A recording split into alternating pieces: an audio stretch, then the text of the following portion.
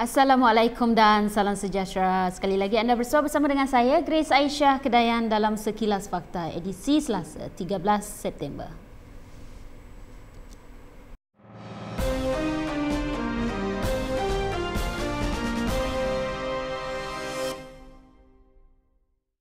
Peguam Amerika Syarikat Kimberly Motley berkata jelas bukti kukuh menunjukkan bekas Ketua Pembangkang Datuk Seri Anwar Ibrahim tidak melakukan lewat seperti yang dituduh ke atas beliau. That Datuk Seri Anwar is innocent of sodomy. For instance, the alleged victim reported the sodomy to government officials 2 days before it even happened. There was DNA evidence supposedly found on the alleged victim's clothing that was other than the clothing that he was wearing during the time that he was saying he was sodomized. The alleged victim's statements have been extremely inconsistent from beginning to end. The DNA has been inconsistent from beginning to end. The DNA was tampered with by... Bekas Menteri di Jabatan Perdana Menteri Datuk Zaid Ibrahim mahu penyokong Datuk Seri Anwar Ibrahim dan penyokongnya serta mereka yang memihak kepada pembangkang supaya menghentikan serangan terhadap Tun Dr. Mahathir Mohamad. Beliau mencadangkan bahawa tugas menghentam bekas Perdana Menteri itu diserahkan kepada Menteri Kanan Perdana Menteri Datuk Seri Najib Razak dan kuncu-kuncunya. Zaid mengulas kenyataan pemimpin Parti Amanah Negara Sari Sungip yang mahu Mahathir untuk memohon maaf secara terbuka bagi salah laku sepanjang tempoh 22 tahun. Menerusi blognya, beliau berkata Mahathir sudah pergi berjumpa Anwar Ibrahim. Mereka bersalaman mesra. Mereka tahu apa yang mereka buat. Apa lagi Sari Sungip mahu? Bekas Perdana Menteri itu beberapa kali berkata ada kesilapan beliau semasa memerintah dengan begitu lama.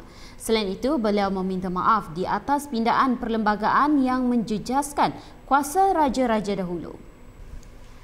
PDRM sudah meningkatkan kesiapsiagaan untuk menghadapi apa jua kemungkinan ancaman mana-mana pihak termasuk Daesh menjelang sambutan Hari Malaysia di Bintulu, Sarawak Jumaat ini.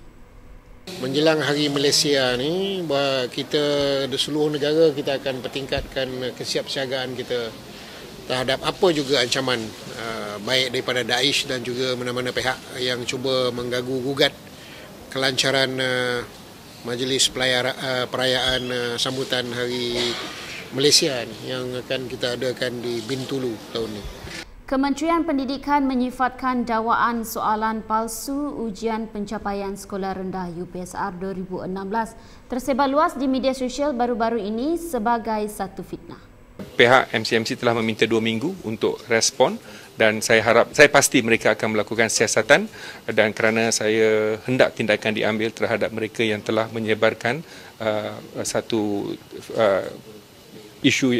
perkara yang fitnah yang tidak ada logik sama sekali. Laporan akhir berhubung nahas helikopter yang mengorbankan ahli Parlimen UMNO Tan Sri Jamaluddin Darjis dan 5 yang lain tahun lalu mendedahkan unsur kecuaian di pihak juruterbangnya.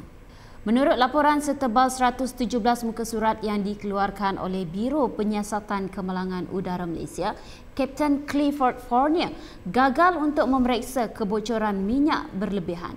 Selain itu, kerosakan bahagian lain helikopter itu selepas pendaratan kecemasan di sebuah padang bola sepak di Muazzam Shah, Pahang tahun lalu. Juruterbang itu dilihat oleh seorang saksi keluar dari helikopter dan disertai seorang penumpang. Bagaimanapun, beliau tidak menjalankan sebarang pemeriksaan ke atas helikopter. Berita itu tadi mengakhiri Sekilas Fakta edisi Selasa 13 September 2016.